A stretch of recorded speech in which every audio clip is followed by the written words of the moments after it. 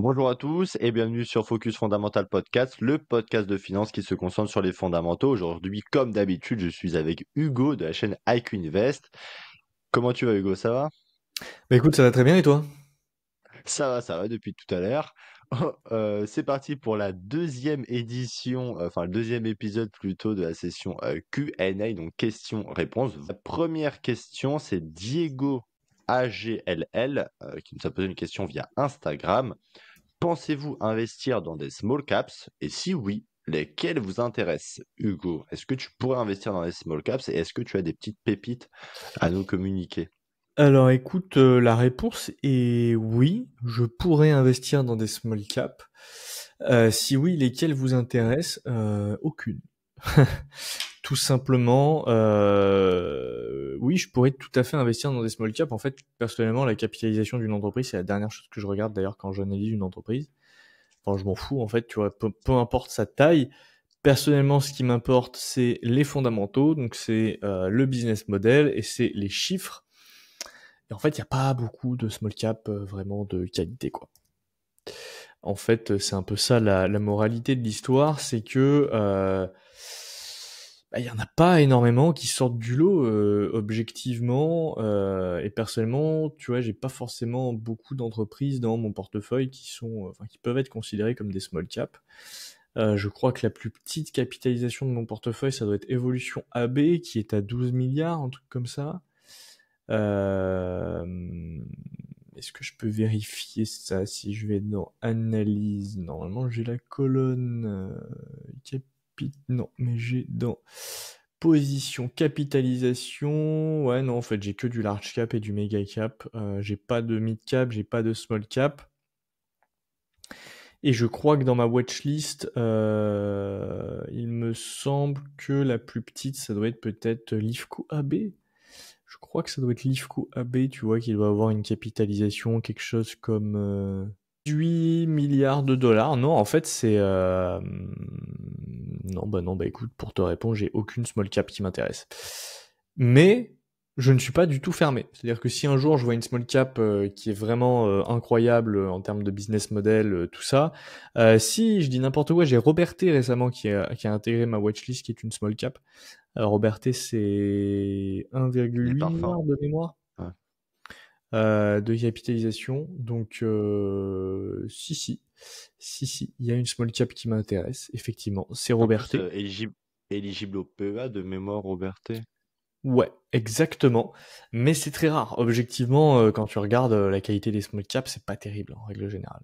C'est pas terrible. Et d'ailleurs, moi, il y a un truc que j'ai jamais compris. C'est, tu vois, William Higgins, là, son fonds censé être Ouais. investi sur des small caps.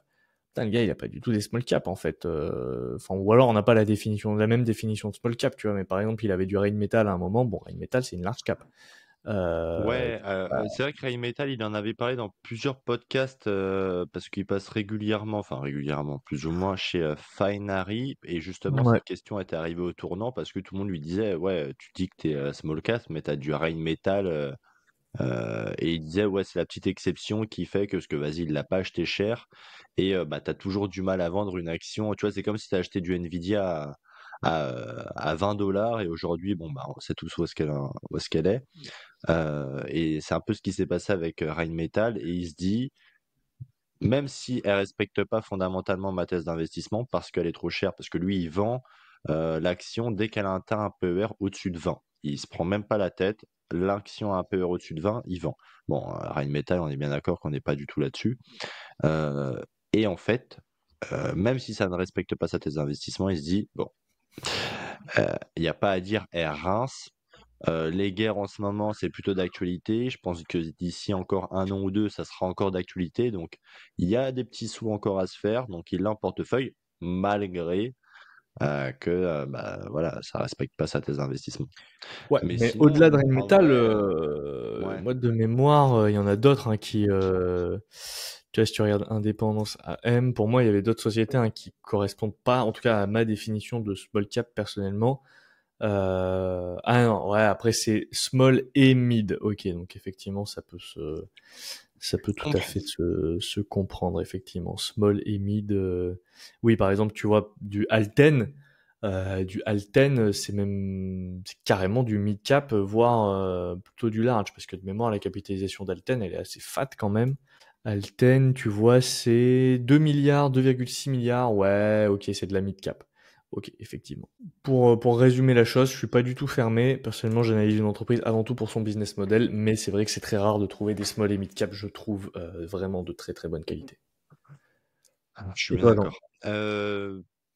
Quant à moi, donc pense, est-ce que je pourrais investir dans des small caps? Oui, je pourrais investir vraiment dans tout ce qui bouge, hein, tout ce qui est un pouls, je pourrais investir dedans. Faut vraiment, moi, il n'y a pas de souci. Le truc, c'est que investir dans les small caps, ça demande beaucoup plus de travail et donc du temps que d'investir dans les large caps. Déjà, en règle générale, ce que tu regardes sur YouTube, voilà, ce que les super investisseurs achètent, et cetera. En tout cas, comment nous, on arrive à trouver des petites actions à analyser, généralement, c'est pas des small caps. Et il y en a pas beaucoup d'entre vous non plus qui regardez que des small caps. Vous êtes plutôt attiré par des large caps ou du mid cap, et ce qui se comprend très bien. Donc déjà, pour avoir les idées de voilà, des idées de sociétés dans lesquelles on pourrait investir, c'est un peu compliqué en small caps. Et puis ça demande du temps. Et en fait, moi, le temps, je préfère largement le consacrer à soit la miroiterie, soit des sociétés beaucoup plus simples à analyser, avec un maximum de documents à porter, je sais pas, des super investisseurs qui l'ont déjà pitché, etc. Tu vois, il n'y a pas de super investisseurs qui vont te pitcher Alten et Robert T. Tu vois. Donc ça fait gagner du temps. Le temps, c'est de l'argent, et puis même le temps, c'est du temps. Et honnêtement, tu vois, là, on arrive en juillet, il fait 38 dehors. T'as pas envie de passer ton temps à analyser la dernière des small caps, tout ça parce que les small caps, tu vois. Parce que tu peux très bien avoir une performance très bonne avec une société du type, je sais pas, Nike. Moi, j'ai donné le pire exemple, mais tu peux avec Euronext ou même Uber qui en ce moment euh, a une plutôt bonne performance, tu vois. Donc, moi, investir dans les small caps, fondamentalement, oui, je peux. Est-ce que ça m'intéresse? Oui, ça m'intéresse, mais de là à y consacrer beaucoup de temps, non, non, ça m'intéresse pas. Je préfère aller sur quelque chose de plus simple, où l'information est plus rapide d'accès. Voilà, c'est un peu mon credo là-dessus. Ouais. Deuxième Ok. question proposée par Ilan Bayou. Vous ne parlez jamais du PEG, donc Price Earning Growth, je crois que c'est ça. Y a-t-il une raison? Hugo, pourquoi t'en parles jamais du PEG? Bah, c'est pas vrai, j'en parle assez régulièrement. Ah mais c'est vrai qu'en plus t'en parles. Non, j'en parle assez régulièrement et j'ai envie de dire c'est même quelque chose que j'utilise assez régulièrement. Donc en fait c'est très simple, tu vas prendre la croissance des EPS par an. Donc si une entreprise par exemple croît ses EPS, donc ses bénéfices, ses earnings per shares, donc ses bénéfices par action à 10% par an, et tu vas prendre son PE.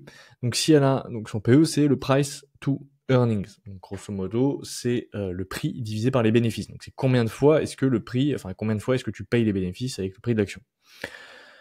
Et donc tu divises ce PE par la croissance des bénéfices. Donc si une entreprise a un PE de 20 et qu'elle a une croissance des bénéfices de 10% par an, tu fais 20 divisé par 10, ça fait 2. Donc elle a un PEG de 2.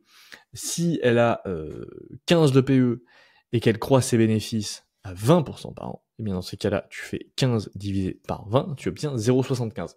Grosso modo, si c'est inférieur à 1, c'est exceptionnel. C'est-à-dire que l'entreprise croît plus vite ses bénéfices que son ratio de valorisation de ses bénéfices. Si c'est autour de 1, 1,5, c'est pas trop mal. Si c'est au-dessus de 1,52, ça commence à être vraiment cher. Grosso modo, c'est comme ça que tu peux interpréter le PEG. Et le price to free cash flow growth, que personnellement j'utilise plus, c'est la même chose, mais avec les free cash flow. Donc tu divises le price to free cash flow par la croissance des free cash flow par an, par action. Tout simplement. Donc par exemple, tu vois, là si je prends ma watchlist, il y a deux entreprises qui ont un price to free cash flow growth inférieur à 1, il y a LVMH et il y a Robertet. Robertet à 0,71, LVMH à 0,97.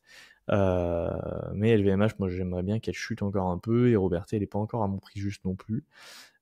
Personnellement, j'avais acheté Fortinet justement en me basant pas mal sur ce ratio, parce que historiquement Fortinet a toujours été cher, mais au vu de sa croissance, en fait, elle était pas chère. De mémoire, elle était à quelque chose comme 0,70 aussi de price to free cash flow growth quand je l'ai acheté. Euh, voilà, grosso modo. Juste le price earning growth, donc le PEG, c'était un ratio qui avait été fortement conseillé et utilisé par Peter Lynch. Et il en parle notamment dans son livre Once Upon Wall, enfin, il était une fois Wall Street, quoi. One Up on Wall Street, plutôt. Et c'était vraiment un de ses indicateurs phares. Et pour lui, c'était vraiment l'outil le plus simple d'utilisation pour son style d'investissement, donc plutôt un style d'investissement GARP, donc croissance à prix raisonnable. Donc voilà, lui, il achetait pas mal de sociétés avec de la croissance, mais il ne se prostituait pas pour l'acheter. Vraiment, c'était voilà, son credo, c'était la valorisation. Tu as une bonne performance déjà si tu achètes bien l'action, peu importe l'action. Euh, voilà. Donc non, non, ça peut être pas mal d'utiliser un peu plus le PG. C'est vrai que moi je l'ai utilisé à un moment, moins maintenant, parce que je pense qu'avec les métriques, notamment, tu sais, sur l'application, les trois métriques, donc quand tu juges donc les bénéfices nets par action ou le free cash flow, ensuite valeur numéro 2 c'est la croissance, et valeur numéro 3 c'est ton ratio de valorisation finale. Je pense que ça suffit déjà pour avoir grosso modo quelque chose de bien au niveau de la valo. Donc c'est vrai que le PEG, bon, ça peut être intéressant d'utiliser, mais il faut pas non plus faire full quantitatif. Je pense que bah, la façon, on en reviendra peut-être à un moment, mais j'en suis un peu revenu et vraiment, quand on analyse une action, ne penser qu'au quantitatif. Il faut, euh, il faut voir un peu plus loin. Carrément. Troisième question de Rago Julien. Que penses-tu de l'action Walmart? Est-il bon de l'acheter? Qu'est-ce que tu penses de Walmart, Jean? Bah écoute, Walmart, donc pour ceux qui connaissent pas, en gros c'est le Maxi Leclerc de chez aux États-Unis. Donc moi personnellement, je suis pas forcément super fan. Alors par contre, si ça vous intéresse, vous pouvez aller lire la biographie de Walmart. Enfin c'est plutôt la biographie du fondateur de Walmart qui est très très intéressante. Je l'avais lu et franchement c'est vraiment cool. Bon, sinon concernant l'entreprise, tu vois, je veux pas investir dans un Leclerc ni dans un Carrefour. Donc pourquoi investir dans un Walmart? Je comprends pas trop le truc. Oui, il y a des avantages concurrentiels importants, l'économie d'échelle, etc. Mais ça reste quelque chose. Enfin, pourquoi tu vas chez Walmart et pourquoi tu vas pas chez un concurrent de Walmart aux États-Unis qui est connu? Non, pas Five Guys, 7-Eleven, enfin, tu vois, il n'y a pas d'avantage concurrentiel flagrant, et puis c'est surtout qu'elle se paye maxi cher. Aujourd'hui, elle est à 42 PE, tu vois, j'achète pas un Carrefour à 42 PE.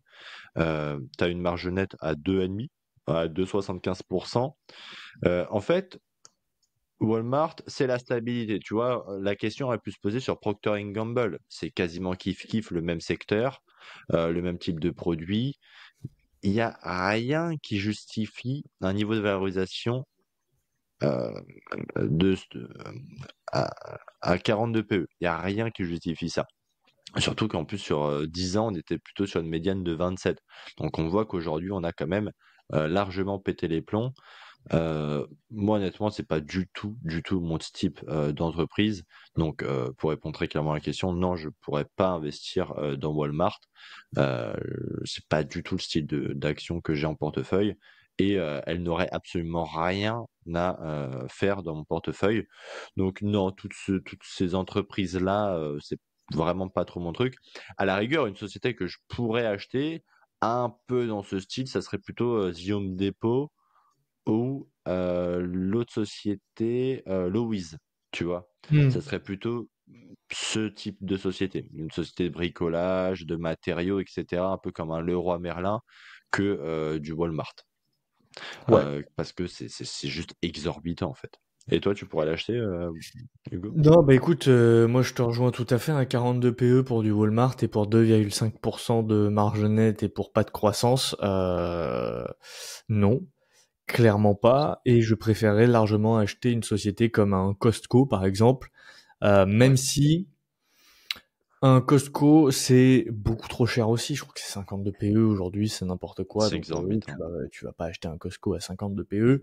Mais si un jour Costco venait à arriver sur des niveaux de prix intéressants, Mais c'est toujours le problème avec ce genre de boîte, tu vois. C'est que c'est hyper cher. Et tu te dis, si un jour elle venait à arriver à 32 PE, et même 32 PE, ça resterait cher, mais pour Costco, ça serait pas cher. Tu te dis, mais qu'est-ce qui ça serait pour d'autres boîtes, tu vois? Ça veut dire que t'as une énorme chute sur les marchés, ça veut dire que t'as un crack, que t'as une crise, que tout ce que tu veux. Donc ça veut dire qu'en fait, toutes les boîtes sont décotées. Donc, à choisir, si t'as toutes les boîtes du monde qui sont décotées, est-ce que tu vas vraiment acheter du Costco plutôt que, j'en sais rien, moi, du Google ou, tu vois? Ou du Mastercard, ou du Visa, ou j'en sais rien. Ouais, peut-être pas. Je suis d'accord. Ouais. Peut-être Donc, pas. non, plutôt pas l'avoir en portefeuille, toi. Non, Walmart, je vois pas tellement l'intérêt, effectivement. Alors, quatrième question proposée par Bragui. Allez-vous analyser des small caps? Bah écoutez, si vous voulez qu'on analyse des small caps, pourquoi pas? Moi, je suis ouvert à tout. Alors, ne sortez pas une small caps avec vraiment la dernière des small caps éclatée, s'il vous plaît. Sortez pas Mais du du McPhee. Vallourec, des trucs vraiment éclatés, s'il vous plaît. Mais si vous vraiment voulez qu'on analyse des small caps un peu sous format deep dive, etc., pourquoi pas? Alors peut-être à partir de septembre, parce que là on arrive dans la période scolaire, enfin la période des vacances. Donc des épisodes un peu plus light à écouter, plutôt en format détente. Mais en tout cas, si ça vous intéresse, mettez-nous en commentaire quelques idées de small caps, parce que moi j'en connais pas forcément, et ben, on pourrait essayer avec Hugo de travailler dessus. Donc moi je suis ouvert à tout, on est ouvert à tout. Mettez tout ça en commentaire et après, on fera notre choix. Mais voilà, des Bon, actions que l'on pourrait acheter et qui sont qualitatives, parce qu'on va pas commencer à s'amuser à faire 1 heure et demie de deep dive sur une société dont on sait très bien qu'on ne va pas l'acheter dès le départ. Voilà. c'est clair, c'est clair. Donc on passe tout de suite à la cinquième question qui est proposée par Thomas NCKS. Si vous ne deviez garder que 3 actions. Alors dans l'épisode d'avant, on était tombé sur 5 actions, mais là, et en plus 5 actions sur 5 ans. Mais là, Mm. 3 actions, et je pense que c'est plutôt 3 actions ad vitam aeternam, donc à tout jamais. Hugo, quelle action tu choisirais? 3 actions. 3 actions, c'est dur. 5 actions, c'est plus facile. 3 actions, c'est vraiment très très dur. Et tout dépend de la période de détention aussi, parce que si tu me dis 3 actions à vie, ça va changer mon raisonnement, parce que à vie, ça implique beaucoup de choses. On va dire que c'est 3 actions à vie du coup. 3 actions à vivre. Si c'est 3 actions à vie, si je regarde mon portefeuille là tout de suite, je pense honnêtement qu'il y a que si, écoute, je vais te donner 3 noms, si je regarde dans mon portefeuille, sans forcément aller piocher d'autres noms d'actions ailleurs. Vraiment, je regarde dans mon portefeuille, Mastercard, Canadian Natural Resources, Hermès. Pourquoi? Puisque si c'est vraiment quelque chose à détenir à vie, tu vois, je détiendrai pas du Google par exemple à vie.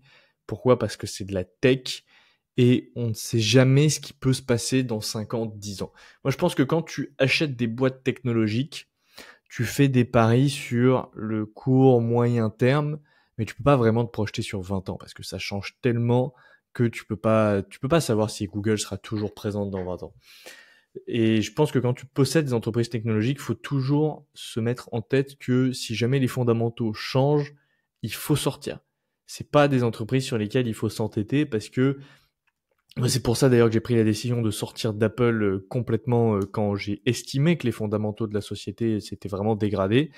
Parce que pour moi, les boîtes technologiques, une fois qu'elles font une erreur, qu'elles ratent un coche, qu'elles ratent une technologie, qu'elles ratent, qu'elles ratent un changement important, il n'y a pas de marche arrière. Une entreprise technologique, ça revient pas d'entre les morts, c'est pas possible. Une fois que c'est out et les gens ils passent à autre chose et ils passent chez les concurrents. Ah, ma foi, après, t'as vu ce qui s'est passé sur Alphabet, hein, quand ils ont sorti Bard, Oui, non, enfin, mais elle a jamais été vraiment out dans le sens où ouais, son c'était leur, business n'a pas été ouais, ouais. impacté, tu vois. C'était vraiment le nouveau projet qu'ils ont sorti qui a été absolument éclaté. Du coup, ils se sont fait Mm. punir, mais sinon, j'ai envie de dire, les fondamentaux étaient restés les mêmes, hein, YouTube, la publicité, tout ce que vous C'est voulez. ça. C'est vrai. Et donc ouais, Mais pourquoi j'ai vu que, Mastercard? Parce que Mastercard, c'est carte de crédit, c'est process, enfin c'est le système de paiement. Enfin voilà, Mastercard, je pense que ça sera toujours là. Peu importe la monnaie qu'on utilise, pour ça je vous renvoie vers le premier épisode où on en avait parlé. Canadian Natural Resources, bon c'est du pétrole, c'est du sable bitumineux, ils ont plus de 30 ans d'exploitation, voilà, je peux les détenir les yeux fermés. Et Hermès, c'est une marque bicentenaire, et je pense que Hermès existera toujours de notre vivant, parce que tout le monde, enfin je pense que les gens voudront toujours des sacs Hermès dans 50 ans, quoi. Ouais, ouais. Et en plus, ça me fait rire que tu penses ça, parce que c'est absolument pareil. Moi, pour vous dire, mon top 3 je pense que je pourrais garder à vie, euh, bah, c'est Visa. Visa pour absolument les mêmes raisons que toi. Tu en auras toujours besoin de payer quelque chose.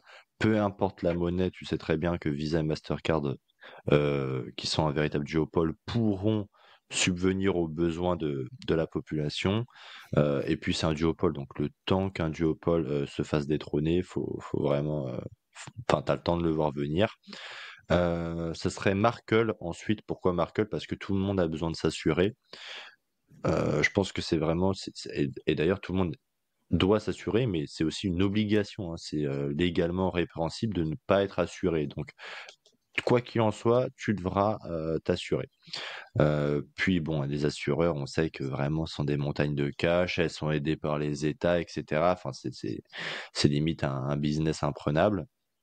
Et LVMH, parce que LVMH c'est du luxe, on voudra tout le temps du luxe. Il peut y avoir des problèmes de fabrication, il peut y avoir des scandales, etc. Le luxe, c'est le luxe.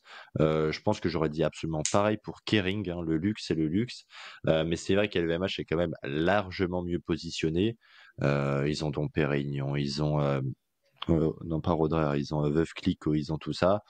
Dans 100 ans, on boira encore du champagne, et on voudra toujours avoir du luxe sur soi, en tout cas. Enfin, bref, les gens riches vont pas commencer à manger des sandwichs Sodebo.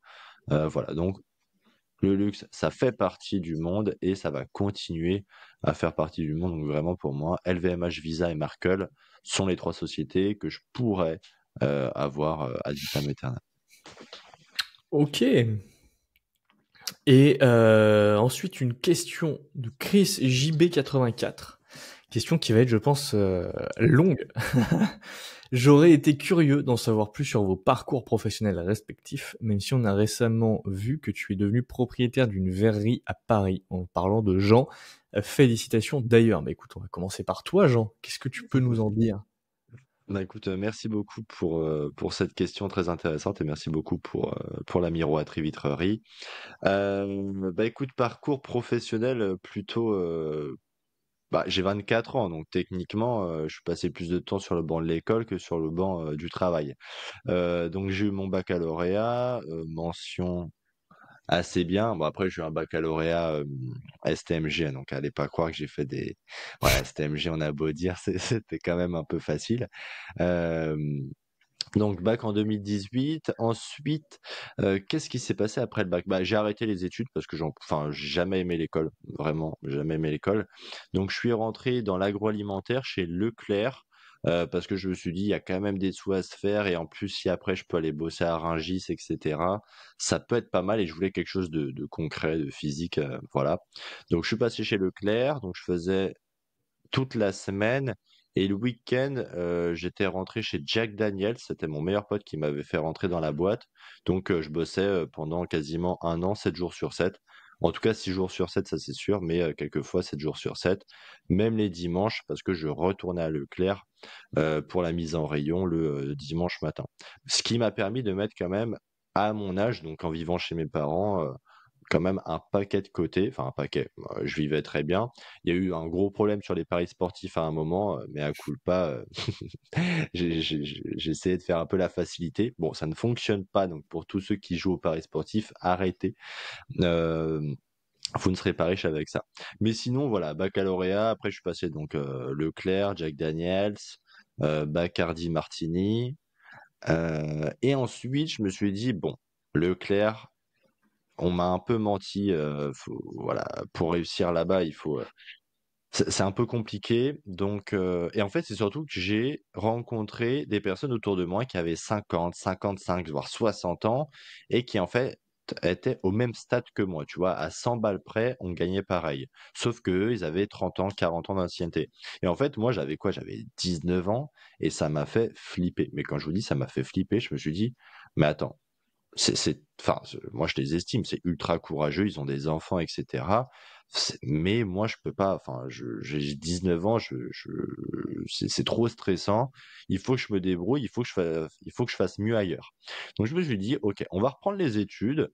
J'ai fait un BTS en immobilier parce que mon père était dans l'immobilier, etc. Donc je me suis dit, bah écoute, ça peut potentiellement fonctionner pour moi. BTS immobilier en alternance, j'insiste bien sur l'alternance parce qu'une fois que tu as goûté un salaire, c'est impossible de retourner sur le banc de l'école et de toucher zéro. C'est impossible. Donc l'alternance qui est vraiment, je pense, quelque chose qui devrait être obligatoire, tu vois, les cours de fac, etc., sociaux, tout ça, c'est n'importe quoi. Si aujourd'hui on fait pas de l'alternance, honnêtement, tu arrives sur le milieu du travail, t'es zéro. Mais t'es zéro vraiment. Donc l'alternance, super moyen d'être formé. Donc j'étais dans l'immobilier, je me suis mis dans le syndic de copropriété, donc tout ce qui est business récurrent, etc. Je m'y intéressais déjà pas mal. Ensuite, on m'avait proposé un CDI. Je me suis dit non, j'ai envie de faire autre chose. Donc je suis passé en comment dire en vente, en vente et location. Et en fait, ça m'a pas plu du tout. Du tout, du tout. Donc, j'avais quasiment, ouais, j'avais un bon 21 ans. Et je me suis dit, bon, là, il va falloir quand même que je fasse quelque chose. J'ai enchaîné pas mal de secteurs, pas mal de petits boulots. J'ai jamais été au chômage. Donc, je me suis dit, ok, ok, là, Jean, il va quand même falloir que tu t'actives à trouver ta voie. Et vu que j'ai jamais aimé l'école, je me suis dit: «Bah, écoute, on va continuer de toucher un peu à tous les secteurs et on verra bien, un secteur, qui m'attire et qui dans lequel je pourrais, bah, faire un peu, ma voie». Et donc pendant ces études de BTS, j'ai rencontré une amie, dont son père avait, une miroiterie, vitrerie en région parisienne. Et comment ça s'est profilé? C'est qu'en fait tous les week-ends, pour pas dire tous les jours, on faisait des soirées, donc chez eux, parce qu'ils ont une maison, quand même, assez, grande.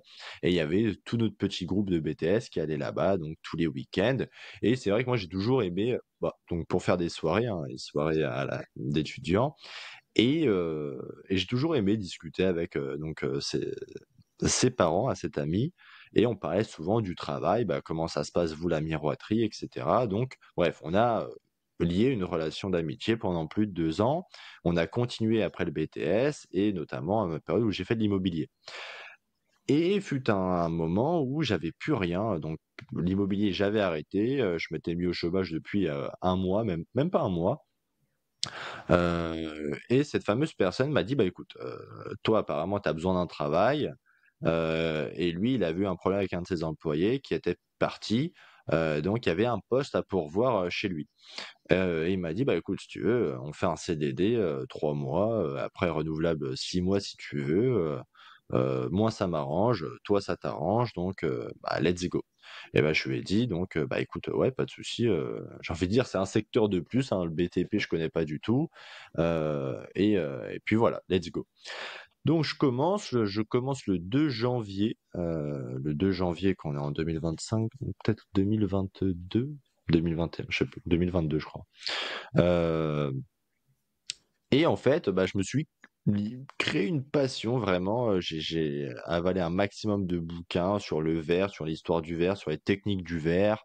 J'ai fait des formations et cetera proposées par, pas Saint-Gobain, mais par la Fédération française des produits verriers. Et franchement super, super. Et c'est un secteur où, tu en apprends tous les jours, tous les jours. C'est un secteur qui est quand même lucratif, hein, on n'est pas une association de loi de 1901. Donc c'est un secteur quand même qui est intéressant. Donc mon CDD de 3 mois s'est arrêté. Je lui ai dit: «On relance pour un tour». Donc le CDD de 6 mois, c'est fini.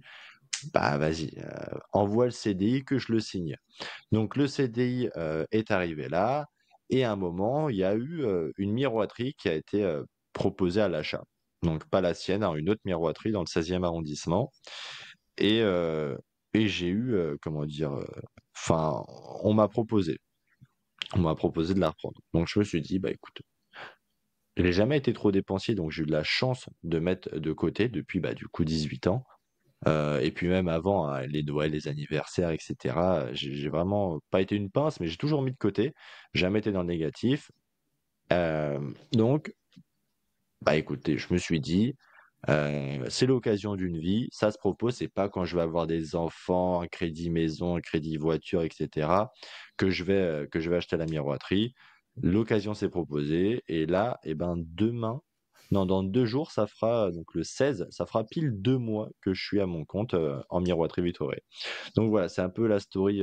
J'ai essayé de la faire vite, mais ça s'est proposé comme ça. C'était pas prévu du tout que je rachète une miroiterie vitrerie. Donc voilà, puis maintenant, bah, c'est parti, on fait tout face à tous les problèmes d'être patron.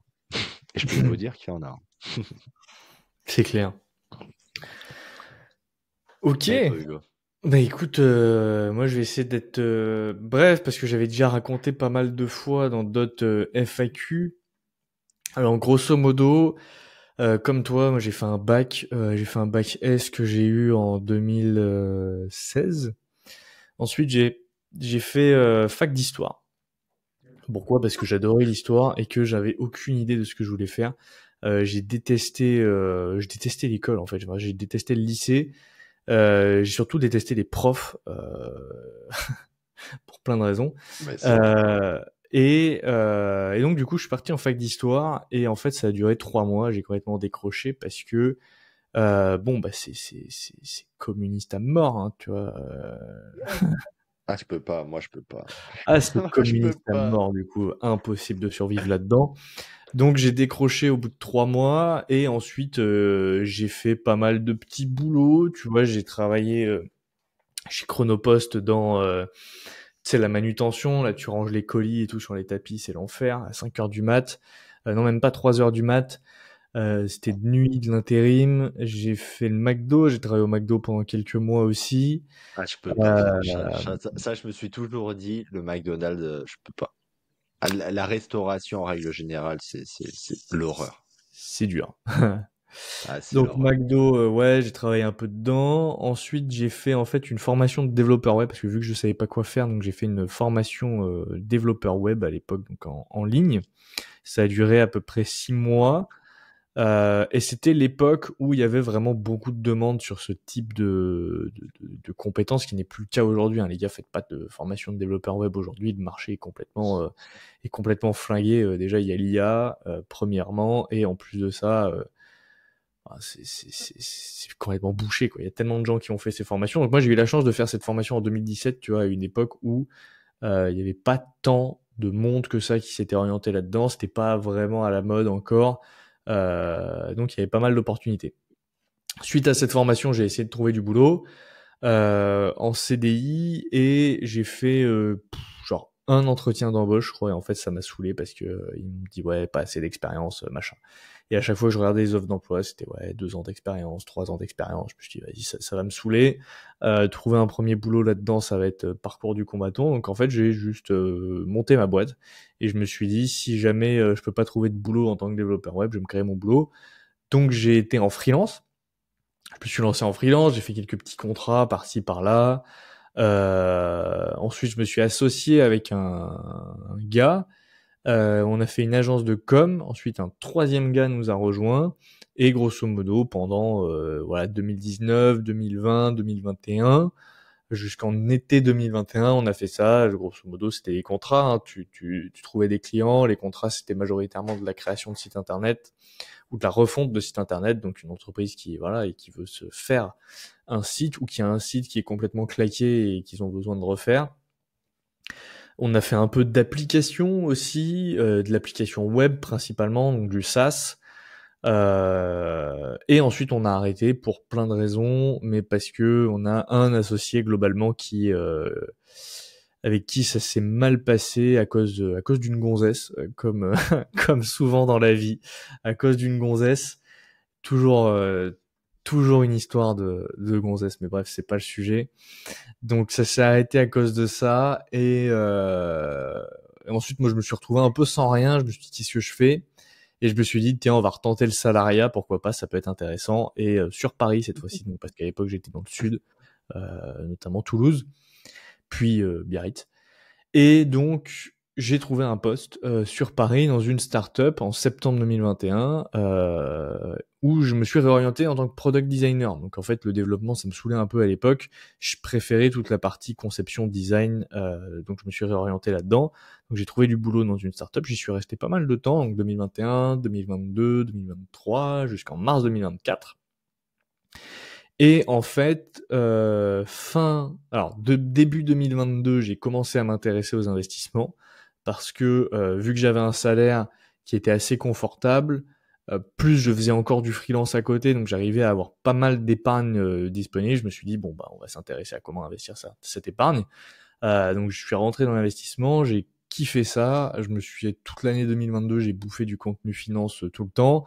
L'année 2023, j'ai continué à bouffer du contenu finance et j'ai commencé surtout à m'intéresser au stock picking. Et fin 2023, c'est là où j'ai commencé ma stratégie stock picking quality après avoir passé globalement toute l'année à me former dessus. Et quand j'ai commencé en fait la stratégie stock picking, je m'étais construit en fait un screener moi-même sur Google Sheet. Et je me suis dit, mais en fait, Google Sheet, c'est éclaté. C'est vraiment nul parce que tout ce que je fais sur Google Sheet, je pourrais le faire beaucoup plus simplement et beaucoup plus rapidement si je développais une application. En fait, ça serait beaucoup plus efficace.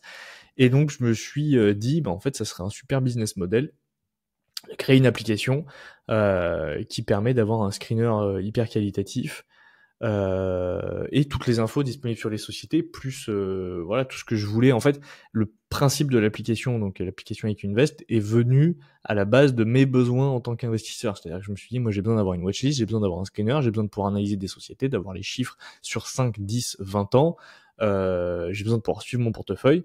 Donc en fait, l'objectif c'était de développer une application là-dessus, et à côté de ça, je me suis dit, je vais lancer une chaîne YouTube pour promouvoir cette application. Et donc j'ai commencé donc les premières analyses sur YouTube en novembre 2023 avec l'analyse d'LVMH. Et petit à petit, en fait, la chaîne YouTube a bien fonctionné. Et donc je m'étais dit, si j'atteins les 1000 abonnés sur la chaîne YouTube, je lance l'application. Donc j'ai atteint les 1000 abonnés en février 2024. Et donc j'ai lancé l'application dans la foulée en mars 2024. Et depuis, bah, j'ai fait une rupture conventionnelle avec mon boulot en mars 2024 parce que l'application avait eu un bon lancement. Je me suis mis à plein temps sur IQinvest et je suis toujours à plein temps sur IQinvest aujourd'hui. Voilà. Mais cette fois dans le sud. Cette fois dans le sud, ouais, parce que je suis parti de Paris parce qu'il y en avait marre de payer un steak 15 € comme je disais dans le précédent podcast. Mais au moins, ça a permis de se rencontrer. Et ça, c'est cool. Au Exactement. moins, Moi, ça a on peut permis de faire se le podcast. rencontrer. Tout à fait. C'est clair. Tout à fait, tout à fait. Bon, bah, c'est bien. Bah, je pense que, bon, en tout cas, on arrive au même stade. Faut se bouger. Il faut pas hésiter à aller de l'avant et il faut se donner à fond, quoi. Faut se donner à fond. Carrément. Et puis, il faut pas hésiter à saisir les opportunités ou à se les créer. Parce que sinon, t'as vite fait d'être, pas moyen, mais en plan. Voilà, donc Ouais. au moins, même s'il y a des échecs, même si, je sais pas, moi, la miroiterie, ça coule, ou toi, avec Invest, je sais pas, crash server, ça fonctionne plus, bah au moins, on aura essayé, on se sera donné à fond, et puis ça sera sans regret. Mais il n'y a rien de Exactement. pire que quelqu'un qui se lance dans un projet sans grande conviction et en dilettante. Alors ça je peux pas, ça me rend fou, ça. Ouais. Bref, voilà. C'est la partie philosophique. Alors, prochaine question proposée par Yolan CQDL. Vous pouvez analyser Vision Group, s'il vous plaît. Donc, Hugo, qu'est-ce que tu en penses de cette action Vision Group? Bah Donc, écoute, apparemment, c'est une donc petite capitalisation, hein. Ouais, ouais, 4,2 visiblement milliards de cap. je connaissais pas du tout. Donc c'est 4,2 milliards de capitalisation sur le screener. Donc c'est une société française qui est cotée à Paris. Apparemment, elle est dans des applications logicielles. Donc écoute, avant d'analyser les chiffres, moi ce que je vais faire, c'est que je vais demander à Grok et on va tester. Est-ce que Grok 4 est disponible? Alors, Vision Group. Activité principale, c'est donc un fournisseur mondial de technologies IoT et data pour le commerce physique, notamment les étiquettes électroniques, ESL, plateforme de cloud solutions, vision, analytics et retail media. Son cœur de métier est la digitalisation des magasins, transformation en centre de profit plus efficace, durable et connecté. Ils vendent notamment Electronic Shelf Labels, donc ESL, donc des étiquettes électroniques connectées, mises à jour à distance, Vision Cloud, donc une plateforme SaaS de gestion des étiquettes, device IoT, inventaire et promotion, ok. Vision Live et Pulse Analytics en magasin, ok. Captana, Memory, EdgeSense, PDI Digital, outils d'IA, vision par ordinateur, IoT logiciel. Modèle de revenus, donc ils sont hybrides, hardware plus SaaS plus service, ok. C'est le leader mondial apparemment, présent dans plus de 50 000 magasins, 350 retailers, notamment Carrefour, Lidl, Walmart. Walmart, ok, intéressant. Plus d'1 milliard de CA en 2024, 30% de croissance annuelle attendue jusqu'en 2027, possède plus de 500 brevets, acteur profond dans l'innovation, présence déjà établie, effet de réseau, barrière à l'entrée, ok. Pourquoi il y a un effet de réseau, je sais pas. Vision Group offre un modèle intégré, blablabla. Ok, écoute, le business model a l'air intéressant. Honnêtement, le business model a l'air intéressant. Quand on regarde le cours de bourse, il était ah ouais, c'est une vieille société parce que quand tu regardes le cours de bourse, il était vraiment genre nul de 2006 à 2016, grosso modo, il n'y a pas eu de croissance. Hein. 2006, 16 dollars, 16 euros l'action, 2016, 17 euros l'action, donc paye ton investissement. Par contre, depuis, ça a explosé. Le cours de bourse est à 255 euros à l'heure où on enregistre. Qu'est-ce que tu penses des chiffres, Jean, de Vision Group, là, tout de suite à chaud? Bah écoute, très honnêtement, c'est pas incroyable. Donc déjà, elle a un résultat net négatif sur la dernière année. Elle est pas rentable depuis très très longtemps. Donc moi personnellement, ce genre d'action, je suis pas forcément super fan. Elle a des free cash flow positifs de mémoire sur la dernière année, c'est tout. Sinon, tout le reste sur 5 ans, 10 ans, c'est négatif. Donc moi personnellement, je suis pas très très fan. La marge brute, elle est à 28%, tu vois, pour une entreprise qui se situe plutôt dans la tech, je trouve ça faible. Et une marge nette négative de moins 4%. Donc à partir de là, tu vois, c'est pas forcément super attractif. Elle verse même pas de dividendes. C'est une entreprise qui, en fait, est plutôt moyenne, hein, de ce que je vois. Après, c'est vraiment une analyse à chaud. Voilà, c'est de ce que je vois, tu vois, même les retours sur capitaux, on est à même pas 4 de ROIC, donc encore une fois, je trouve ça quand même un peu moyen. C'est pas trop mon type d'entreprise, tu vois, même à analyser ou même à avoir en portefeuille. C'est pas forcément quelque chose qui me fait forcément très rêver. Euh, voilà, de ce que je pourrais dire. Tu vois, moi, par exemple, tout ça, ça me suffit pour ne pas, en tout cas, faire une analyse plus approfondie que ça. Elle coche pas plus de cases que ça, donc honnêtement, je ne perds pas mon temps avec ce genre d'entreprise. J'ai envie de dire déjà le maxi red flag, c'est que il n'y a pas de, il n'y a pas de, comment dire, de résultat net positif. Donc à partir de là, tu vois, ça veut dire qu'elle perd plus d'argent qu'elle n'en gagne. In fine, en 2020, c'était dans le négatif. En 2021, c'était à peine dans le positif et on avait 2,83 millions d'euros. Donc on est vraiment sur de la boulangerie, hein. C'est pas une entreprise qui crache à mort. Et on avait moins 28 millions, donc quasiment moins 30 millions de bénéfices en 2024. Donc tu vois, tout ça, ce sont des entreprises qui m'intéressent pas forcément énormément à la détention. Ouais, ouais, Voilà. ouais, ouais. Effectivement, il y a de la dilution, il y a beaucoup de dettes, il y a pas de bénéfices. Il y a un peu de free cash flow, ceci dit, mais c'est pas incroyable, c'est tout juste rentable. On a des marges qui sont éclatées, on a des retours sur capitaux qui sont éclatés. Euh, Personnellement, c'est pas du tout le type de société qui m'intéresse et que je regarde. Euh, voilà. C'est pas du tout le type de société qui m'intéresse. Personnellement, je n'investis pas dans des sociétés qui ne sont pas rentables déjà. Même si, voilà, ça peut être effectivement quelque chose d'intéressant éventuellement dans une optique de croissance. Tu vois, si c'est quelque chose qui est là, enfin si c'est un pari plutôt sur la croissance de la société et que tu investis dessus en sachant qu'elle est pas rentable, un pari d'avenir, pourquoi pas? Si vraiment tu as confiance dans le business model, que tu as bien analysé le truc, etc. Personnellement, c'est pas quelque chose qui rentre dans ma tête d'investissement. Je suis d'accord.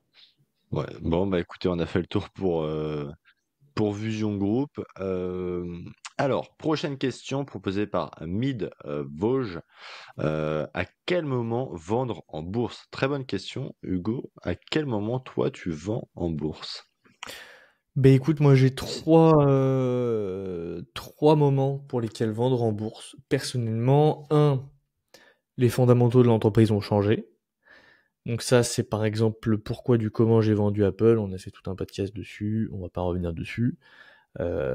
Personnellement, si les fondamentaux de l'entreprise changent pour le pire, du coup, forcément, je vends. Deuxième raison, c'est si j'ai acheté l'entreprise à un prix qui me paraît débile, ce qui techniquement ne devrait plus arriver aujourd'hui, je l'espère, ne plus faire ce genre d'erreur, mais c'est le pourquoi du comment j'ai revendu L'Oréal, Dassault Systèmes et LVMH à l'époque, parce que j'ai acheté beaucoup trop cher. Donc j'ai préféré clean entre guillemets mon portefeuille et repartir sur de bonnes bases.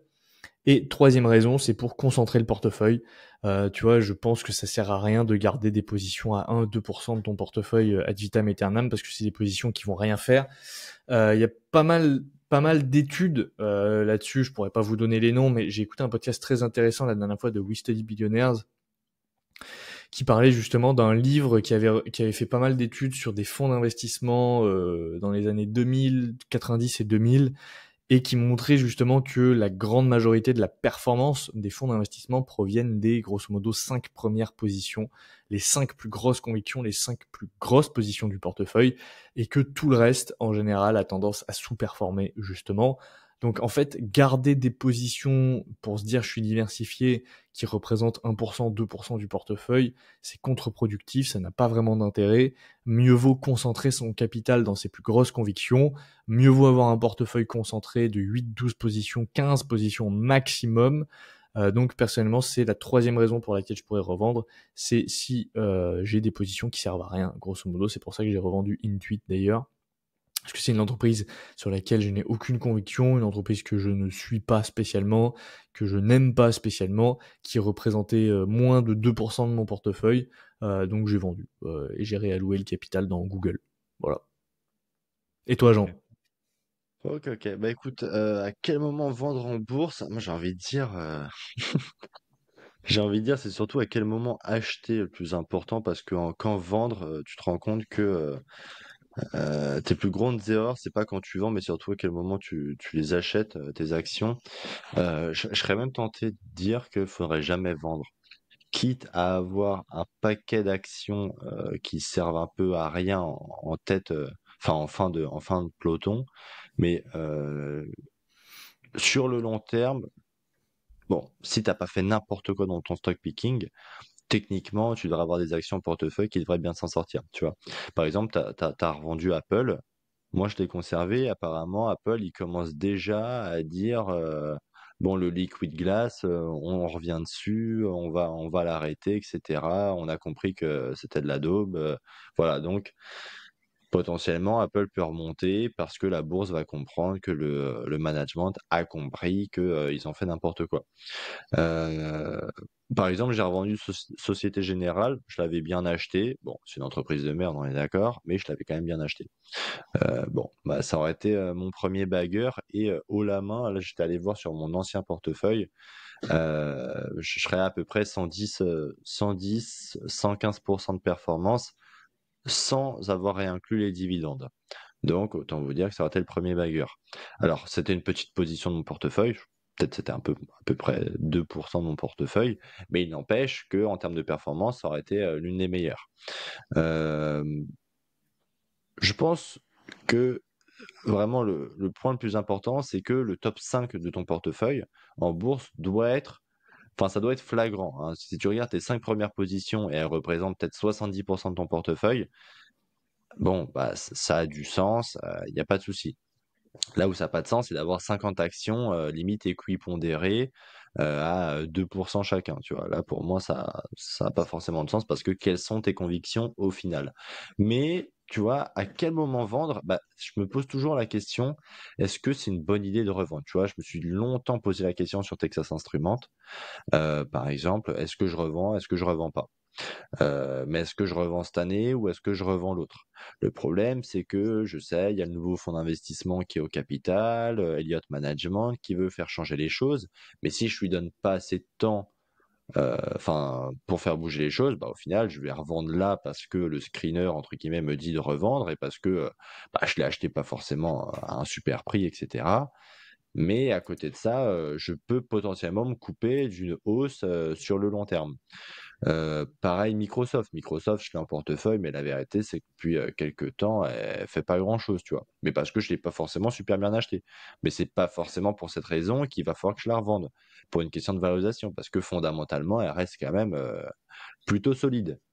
C'est vraiment compliqué de dire en fait quand est-ce que tu dois revendre. Moi, je serais tenté de dire aujourd'hui que juste tes principales convictions doivent représenter ta principale pondération en termes de montant investi. Après, est-ce que tu dois te précipiter forcément de vendre tes actions un peu qui traînent derrière? Bon, bah, je serais tenté de dire non. Si tu as fait une bonne analyse, normalement, non. Tu vois, par exemple, moi, Uber, ça représente à peu près 2,5% de mon portefeuille. C'est une petite pondération, mais tout simplement parce que j'ai pas eu le temps de pouvoir en acheter plus parce que bah après il y avait la miroiterie, il y avait tout ça, donc bref, je pouvais pas en investir plus. Donc j'ai pas beaucoup, hein, je dois avoir même pas 400 euros investis dedans. Mais ça représente déjà 25% de performance, donc plus que le S&P 500, vu qu'on aime bien se comparer au S&P 500. Donc même si c'est que 2%, bah, c'est toujours 2% qui viennent gratter un peu plus de performance que notre cher et tendre indice américain. Donc non, fondamentalement, je pense que vendre, c'est vraiment la question la principale, enfin la principale question plutôt, c'est à quel moment acheter et surtout quoi acheter. Parce qu'en fait, quand vendre, on se rend compte que faut jamais vendre. Et d'ailleurs, il y avait une vidéo de Xavier Delmas qui date un peu justement où il expliquait ce fameux, un fameux document de quelqu'un qui n'a jamais vendu. Il achetait des actions, il a acheté quelques actions, il n'avait pas un portefeuille de 100, 150 actions, mais de mémoire c'était peut-être une trentaine, quarantaine, et en fait il n'a jamais vendu d'actions sur le très long terme. Et en fait, tu te rends compte que eh ben, tu vas avoir des actions qui vont arriver à pas grand-chose, à moins 80, moins 70%, mais une action peut pas arriver en dessous de 0%, tu vois. C'est Mhm. impossible. Alors que par contre, dans l'autre sens, elle peut faire plus 200, plus 300, plus 400%, minimum, j'ai envie de dire, sur 10, 20 ans, 30 ans. Donc, quoi qu'il en soit, tu seras rentable. Quoi qu'il en soit, ta performance sera bonne et tu as plus raison de ne pas vendre que de vendre. Par contre, c'est vraiment sur l'achat où toute la question va se faire. Voilà. Mais tu as aussi des contre-arguments. Parce qu'effectivement, ce truc-là, je le connais, c'est... Alors, je crois si on parle du même truc, c'est une histoire qui est racontée dans 100 Baggers de Chris Meyer, où t'as un couple, grosso modo, qui se faisait conseiller par un conseiller financier pendant longtemps, pendant 30 ans. Et en fait, ce conseiller financier, tous les mois, il donnait des indications de vente et des indications d'achat sur des titres. Enfin, d'achat et de vente. Et en fait, la femme, elle a suivi les indications, et le mari, lui, il a fait que acheter, il a jamais rien vendu. Et en fait, on s'aperçoit que le mari, lui, a eu une performance bien, bien meilleure que sa femme. Mais, c'est là où il faut apporter de la nuance, c'est que moi, dans le dernier podcast que j'ai écouté, je vais vous donner le nom, vous savez quoi, We Study Billionaires, c'est le podcast qui s'appelle, je crois que c'est The Art of Execution, Cut Your Losers and Run Your Winners. Il me semble que c'est ça. Ouais, c'est celui-là. Donc c'est l'avant-dernier podcast. Donc le TIP numéro 736, pour ceux qui veulent aller checker, donc très intéressant. Et en fait, c'est pas tant une question de jamais vendre, c'est une question de jamais vendre tes positions gagnantes. Parce que la plupart de la performance que tu rates, c'est quand tu vends trop tôt. C'est pas parce que tu as fait plus 50% sur un titre qu'il faut appuyer sur vendre. Parce que si tu encaisses tes gains trop tôt, tu rates potentiellement ensuite plus 1000%. Tu rates peut-être un 10 bagger, un 100 bagger. Il faut jamais vendre, oui, mais ne jamais vendre ses positions gagnantes. Par contre, dans le livre, il montre que tu as une typologie, je ne sais plus le nom qu'il emploie, mais une typologie d'investisseurs, justement, et ceux qui ont le mieux performé, c'est ceux qui ont réussi, justement, à couper ces biais psychologiques, à laisser courir leurs gagnants le plus longtemps possible. Si tu as une position gagnante, tu n'y touches pas, mais par contre, ils ont réussi également à sortir de positions perdantes très tôt. C'est-à-dire que tu as souvent ce côté où quand tu rentres dans une position qui déçoit, qui change un peu de fondamentaux, ou qui son cours de bourse baisse, tu as tendance à te dire ouais c'est pas grave pour X ou Y raison, tu trouves des excuses à l'action et tu renforces. Et en final, tu rachètes un couteau qui tombe et ça peut vraiment détruire la performance. Et c'est vraiment ça qui est dur à faire, c'est voilà, laisser courir ses gagnants, couper ses perdants. Et je sais que personnellement, j'ai le biais aussi, tu vois, sur Evolution AB. Evolution AB, c'est potentiellement un perdant que j'ai en portefeuille, que pour l'instant, j'ai pas coupé, que je laisse courir. Mais tu vois, je me fixe les résultats là qui vont arriver, Q2. Si elle déçoit encore, honnêtement, je la coupe. Si elle déçoit encore, je la vends et je réalloue le capital. Je réallouerai le capital dans des positions gagnantes pour le coup. Tu vois, j'ai envie de renforcer par exemple du Alphabet, j'ai envie de renforcer du Mastercard. Ça, c'est des positions gagnantes que je couperai potentiellement jamais.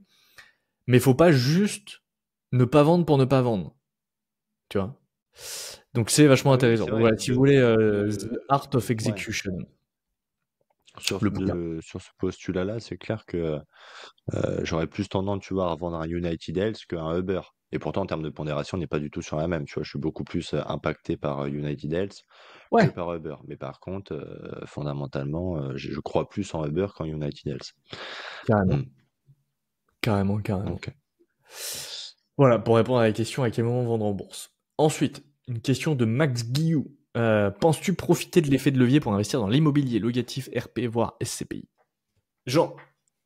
Très bonne question. Je pense que tant que l'effet levier, enfin, tant que le quantitative easing, tant que la création monétaire existe, j'ai envie de dire, pourquoi ne pas l'utiliser? C'est une chance. C'est clair que si tu fais ça pour t'endetter pour acheter une machine à laver dernier cri, une voiture, t'as tout faux, parce que tu vas te faire couper en deux. Mais si tu commences à souscrire des crédits, et d'ailleurs tous les milliardaires aujourd'hui le disent, hein, tu t'enrichis en touchant le moins possible à ta trésorerie et en multipliant les lignes de crédit. Après, attention à être solvable pour pouvoir les rembourser. Mais aujourd'hui, ne pas profiter de l'effet de levier, donc du crédit pour accroître son patrimoine, c'est une erreur. Vous vous en doutez bien que pour acheter la miroiterie, je ne l'ai pas acheté cash.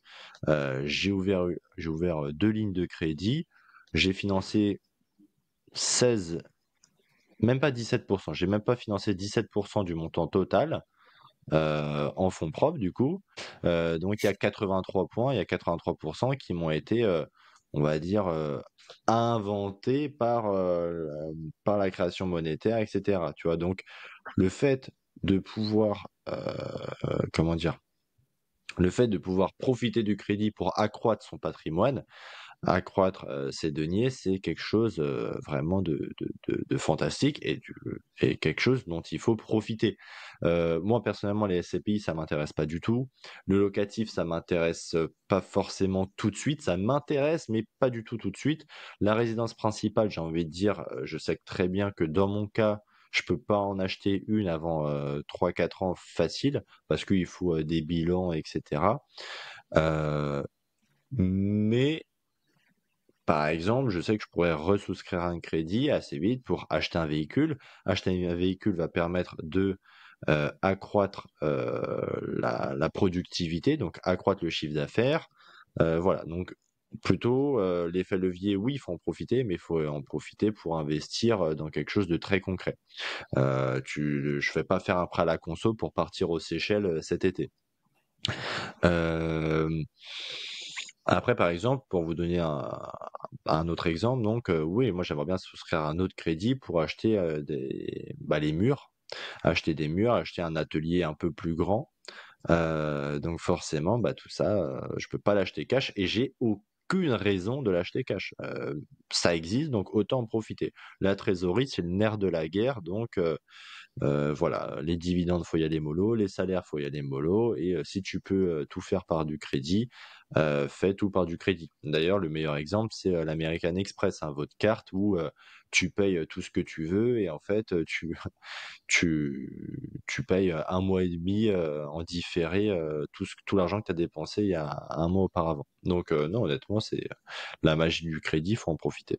Et dans l'immobilier, c'est vraiment Mm. comment dire, le secteur parfait pour en investir. Parce que en France, tu peux pas souscrire des crédits pour acheter des actions, tu vois. Mais en 2020, en 2022, franchement, ça aurait été possible, je l'aurais fait. Carrément. Et toi, Hugo? Et moi, oui, oui, tout à fait, mais j'apporterai des nuances. C'est-à-dire que la résidence principale, carrément, carrément, et ce serait le plus tôt possible pour moi, la résidence principale, j'y travaille. Euh, SCPI locatif, pourquoi pas, mais que au travers d'une société. Parce que en tant que particulier, si tu fais de l'immobilier, tu vas te faire découper, pour rester poli, par les impôts. Alors que si tu le fais en société, tu vas être beaucoup plus tranquille. Tu vas pouvoir déduire tes charges, tu vas pouvoir faire de l'amortissement, tu vas être beaucoup plus libre fiscalement. Tu vas être taxé que à l'impôt sur les sociétés, donc l'impôt sur les bénéfices, 25%. Faites pas d'immobilier en tant que particulier.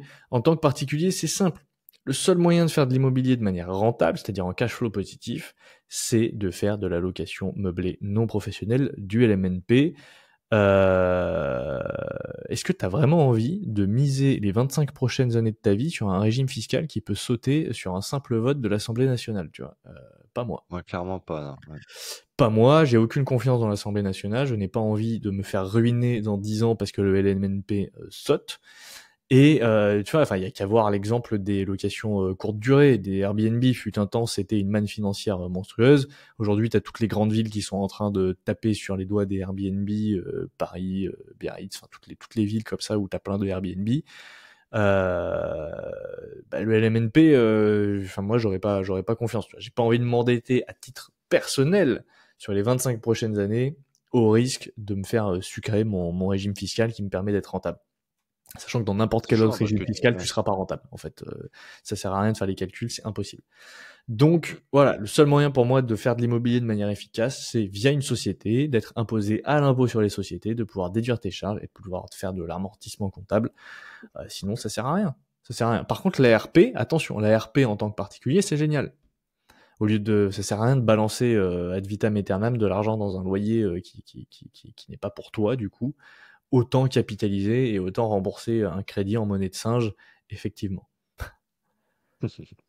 Absolument.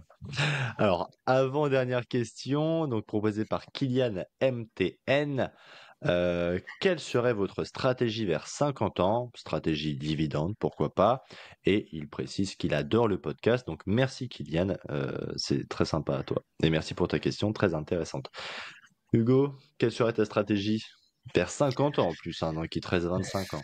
Bah écoute, j'en ai pour l'instant aucune idée, parce que c'est très loin de se projeter à 50 ans, mais ceci dit, si je devais aujourd'hui dire ma stratégie idéale, ça serait de capitaliser le plus possible au travers de ma société, toujours on revient au même, parce que c'est le plus intéressant fiscalement, tu capitalises le plus possible au travers de ta société, tu achètes des actifs qui produisent de la valeur, et effectivement, ensuite, l'idéal, c'est d'avoir suffisamment d'actifs, que ce soit des actions qui te versent des dividendes, effectivement, c'est très intéressant les dividendes, ou de l'immobilier qui te verse des loyers, comme des SCPI ou du locatif au travers de ta société. Et ensuite, bah, du coup, en fait, tes revenus passifs, ils arrivent sur ta société. Et toi, en tant que particulier, tu te reverses un petit salaire, tu te reverses tes petits dividendes et tu vis tranquillement comme ça. Ta société, en fait, elle tourne toute seule grâce aux actifs que tu as achetés via ta société. C'est en fait une holding patrimoniale, hein, c'est un peu le principe d'une holding patrimoniale. Euh, c'est un fonds d'investissement privé. Souvent, ça peut être aussi qualifié de family office. Bref, c'est comme ça que toutes les grandes fortunes en fait gèrent leur argent. Alors, j'ai pas la prétention de me prétendre grande fortune, hein, loin de là. Mais disons que c'est la manière la plus optimisée de gérer son capital. C'est tu fais une holding patrimoniale, une société qui contient en fait tous tes biens, tous tes actifs, et ensuite toi tu te payes via cette société. Et cette société, elle peut ou pas avoir un business model commercial parce que tu peux. En fait, ce qui est bien en France, c'est que tu as le régime de la holding. Donc en fait, tu peux faire à peu près tout ce que tu veux niveau montage fiscal. Soit tu as ta société commerciale, donc c'est-à-dire avec un business model entre guillemets classique, ça peut être une boulangerie, un restaurant, peu importe, et tu capitalises directement au sein de cette société. Tu peux tout à fait le faire. Moi, c'est ce que je fais. J'ai une seule et même entité juridique, à savoir ma SASU, dans laquelle j'ai IQ Invest, donc l'activité commerciale, plus j'investis au travers de cette société. Ce qui fait que j'ai zéro à payer entre les deux. Mais tu peux aussi séparer, c'est ce que veut faire Jean par exemple, avoir ta société commerciale d'un côté et ensuite une holding patrimoniale de l'autre et faire remonter l'argent de la société commerciale vers la holding. L'avantage, c'est que tu es taxé qu'à 1%. Au mieux être 0 que 1%, mais c'est toujours très avantageux. Et ensuite, via cette holding, tu achètes des actifs, donc effectivement des actions à dividendes, des SCPI, du locatif, qui te versent des revenus passifs, entre guillemets, et ensuite, via cette holding, tu te rémunères, donc via un salaire et via des dividendes. Absolument. Et je pense que c'est ce qu'il y a de mieux à faire si enfin, si vous pouvez le faire honnêtement, allez voir un comptable ou même aller voir ChatGPT et c'est très très bien expliqué. Bah écoute, mais question pas facile hein, parce que quand même 50 ans, ça veut dire que c'est dans 25 ans. Moi, pour vous dire ma stratégie, ce serait tout simple, hein, c'est comme Hugo, je capitalise sur ma société. Après, d'ici 25 ans, je pense qu'il y en aura peut-être une ou deux encore en plus. Il y aura les actions, etc. Mais je pense que vers 50 ans, je serai beaucoup plus dans une mentalité de transmettre. Donc vraiment, beaucoup plus dans la transmission. En l'occurrence, j'ai un business qui a la chance de pouvoir être relativement transmis facilement. Encore faut-il trouver des personnes prêtes à travailler, mais voilà, mes enfants, des neveux, des cousins, que sais-je encore, voilà, qui peuvent récupérer la miroiterie. Moi, je parle de la miroiterie parce qu'il n'y a que ça aujourd'hui. Et moi, bah, vivre tranquillement des frais, enfin des dividendes de la miroiterie ou des dividendes liés à la bourse ou voilà, je revends quelques actions pour me payer ma retraite. La stratégie dividende, j'ai envie de dire que ce serait la suite logique, mais encore une fois, quand ton business n'est pas à la bourse, n'est pas que la bourse, j'ai pas forcément l'utilité de revendre toutes mes actions et de les passer en full dividende, 10% par an, voilà. Si à côté de ça, tu as un business qui est pas du tout lié à tout ça, qui rapporte déjà, bah, tu peux très bien continuer de vivre de ce business et de continuer à faire ton petit stock picking, action de croissance, etc. Et à transmettre à tes enfants un portefeuille qui sera pas composé de Total, Danone et Coca-Cola, mais encore qui sera voilà composé d'actions de croissance. Je pense que ça sera plus avantageux pour eux. Donc c'est comme Hugo, hein, voilà, on a tous enfin on a une mentalité de à transmettre à partir d'un certain âge. Je me vois pas bosser jusqu'à 60 balais, donc forcément je vais tout faire pour voilà à 50 ans vraiment profiter de bah, des sacrifices qu'il y a eu les dernières années. Et voilà, transmettre à des enfants, à des neveux, enfin à la famille ou à des proches, quoi. Mais en tout cas, la stratégie dividende, oui, elle peut se faire, mais peut-être pas stratégie dividende bourse. Les dividendes plutôt d'autres entreprises. Voilà. Tout à fait. En tout cas, comment je vois les dividendes, c'est quelque chose qui vient gonfler en fait les revenus de ton activité principale. Si tu as une société qui crache déjà de l'argent et que en plus cette société perçoit des dividendes d'autres sociétés dans lesquelles tu es investi, que ce soit des sociétés cotées en bourse ou pas, hein, tu peux Ouais, tout bien à sûr. fait investir, je sais pas moi, dans un restaurant, encore une fois, et toucher des dividendes de ce business-là, C'est exactement le même principe. C'est juste que ta société investit, elle injecte du capital dans d'autres sociétés, donc cotées ou pas, elle perçoit des dividendes, et ça, qu'est-ce que ça vient faire? Ça vient augmenter les bénéfices de ta société, donc ça vient faire que, in fine, ta société, elle a plus de possibilités financières, et tu peux te verser toi-même en tant que actionnaire de cette société qui est à toi, te verser des dividendes à toi personnellement, à titre personnel, et tu peux potentiellement ensuite faire vivre ta famille dessus. Mais voilà, les revenus passifs, que ce soit loyer ou dividendes, c'est quand même intéressant pour gonfler voilà, les bénéfices de ta société et avoir des bénéfices diversifiés de ton activité principale, quoi. C'est clair. Et dernière question, du coup, de Clément Hermans, je ne sais pas comment ça se dit, peut-être que c'est allemand. Un épisode ETN Bitcoin, point d'interrogation. Alors écoute, moi je C'est quoi savais pas ce que ETN? c'était un ETN, je suis allé voir vite fait, c'est comme un ETF grosso modo, mais tu sais, c'est des trucs de Van Eyck et tout là.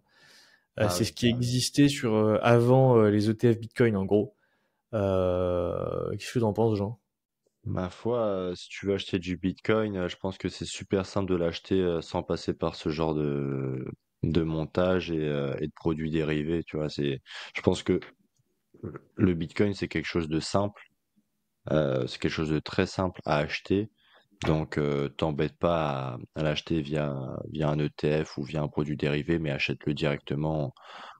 J'allais dire en physique, non, mais achète-le directement. En vrai, achète du vrai Bitcoin. Il y en a qu'un. Profites-en. Tu vois. L'or, j'ai envie de dire, c'est plus compliqué, tu vois. Donc aujourd'hui, c'est limite plus simple d'acheter un cours de l'or ou un ETF gold. Mais parce que tu es ultra tracé sur l'or, tu es ultra taxé, c'est ingérable. Puis bon, accessoirement, faut le mettre chez toi aussi, c'est pas facile. Aujourd'hui, le Bitcoin, tu peux. Donc profites-en. Voilà. Ouais. Bah, j'ai envie de dire la même chose que toi, c'est que pourquoi acheter un ETN ou un ETF si tu peux acheter du Bitcoin? Tu peux juste ouvrir un compte Strike, ça prend 2 clics, tu achètes ton Bitcoin en direct. Ensuite, tu te fais un cold wallet, tu le retires sur ton cold wallet, et puis voilà, t'es tranquille. Strike ou Bitstack, moi, c'est les deux qui me viennent en tête qui sont vraiment super pour acheter du Bitcoin. T'emmerdes pas avec les autres cryptos, c'est de la merde, que du Bitcoin. Et si jamais vraiment pour X ou Y raison t'es intéressé par les ETN slash les ETF, j'ai envie de te dire prends le IBIT. BlackRock, ils ont sorti leur ETF Bitcoin en Europe, donc le ticker c'est IBIT mais avec un 1 au lieu du I, donc c'est IB1T de mémoire. Achète un ETF BlackRock dans ces cas-là, un ETF Bitcoin BlackRock, pourquoi te faire chier avec un ETN? Voilà, mais privilégie le Bitcoin en direct, bien sûr. Si tu peux, ne passe pas par un intermédiaire, ne rajoute pas un intermédiaire. Tout le principe du Bitcoin, c'est justement le fait que tu puisses le détenir en propre. Il est à toi, quoi. C'est ta clé privée, c'est toi qui le contrôle, c'est ton Bitcoin, c'est ta propriété, personne ne pourra te le prendre. Donc profites-en. J'ai Voilà. rien d'autre à rajouter sur cette question. Très bien, on Bon, a bah fini. écoutez. Eh ben, sur ce, dites-nous en commentaire ce que vous avez pensé de ce podcast. N'hésitez pas à nous poser quelques questions complémentaires que l'on pourra répondre directement dans l'espace commentaire. N'hésitez pas à nous dire ce que vous en avez pensé. Et si vous avez aimé Et la vidéo, bah, n'oubliez désolé, pas je à te liker. coupe, Ouais. mais pour les prochains Q&A, parce qu'on va en refaire, si vous voulez nous poser vos questions, rejoignez le Discord IQ Invest. Pour ça, vous créez un compte gratuit dans l'application IQ Invest. Vous avez le lien du Discord dans les menus à gauche. Vous connectez au Discord. Je publierai des messages dessus quand il y aura des Q&A. Ou Instagram. Vous nous suivez sur Instagram, la page IQ Invest ou la page Focus Fondamental. Et on mettra des stories avec, vous savez, la story où on peut poser des questions là. Pour les prochains Q&A quand on en fera. Voilà. Très bien. Bon, bah sur ce, à lundi prochain, 8 h pour bien commencer la semaine. Prenez soin de vous, prenez soin de vos finances. Salut Hugo, salut à vous. Ciao. Ciao.